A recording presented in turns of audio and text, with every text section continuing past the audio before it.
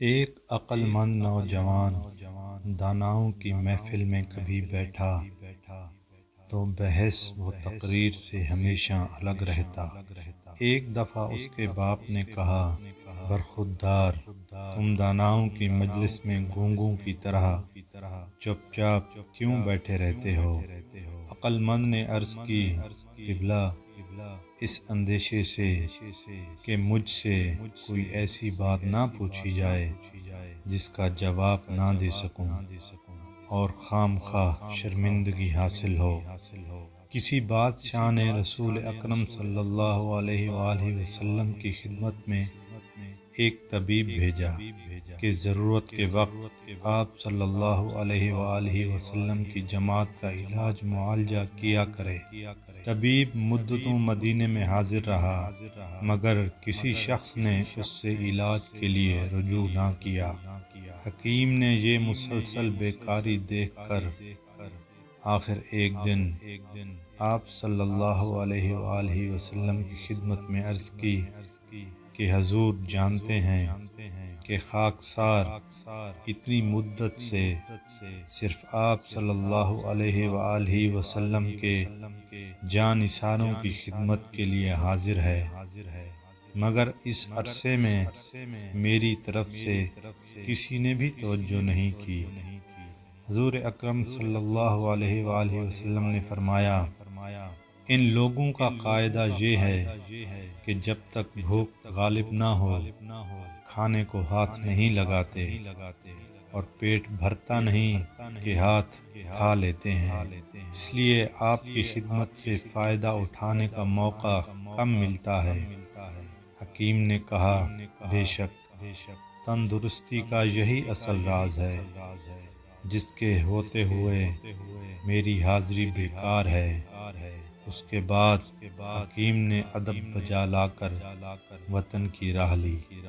ایک بادشاہ نے اپنا بیٹا ایک معلم کے سپرد کیا اور کہا کہ اس کی ایسی تربیت کر جیسے اپنے حقیقی بیٹے کی کرتا ہے۔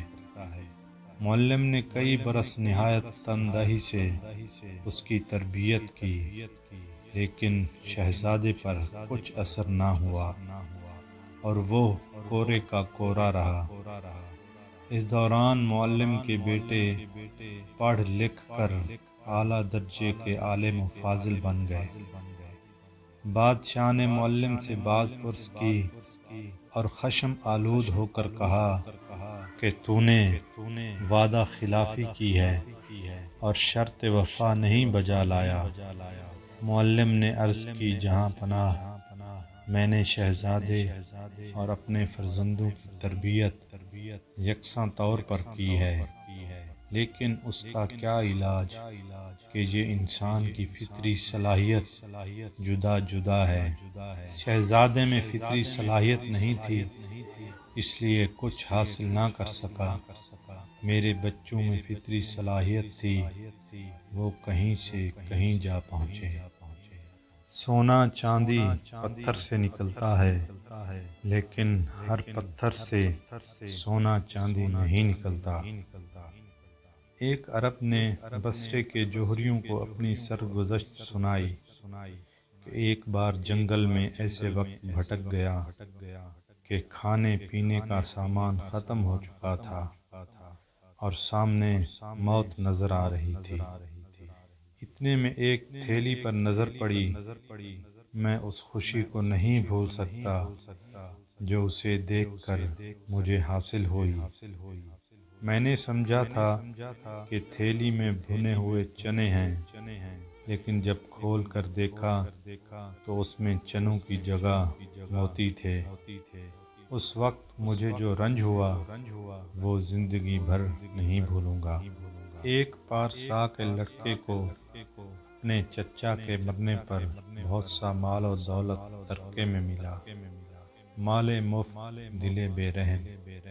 اس نے دونوں ہاتھوں سے یہ مال و دولت عیاشی و بدکاری میں اڑانا شروع کر دیا۔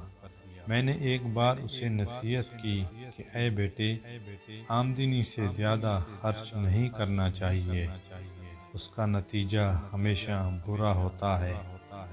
اس نوجوان نے میری نصیحت کو دیوانے کی بڑھ سمجھا اور کہا کہ آج کی راحت کو چھوڑ کر کل کے غم میں دبلا ہونا محض حماقت ہے۔ میں نے سمجھ لیا کہ بے وقوف آدمی پر کلام نرم و نازک بے اثر ہے، چنانچہ اس کی کنارہ کشی اختیار کر لی۔ کچھ عرصہ بعد وہی ہوا جس کا مجھے اندیشہ تھا۔ نوجوان نے تمام جائیداد عیاشی اور فضول خرچی میں برباد کر ڈالی، ٹکڑے ٹکڑے کا محتاج ہو گیا۔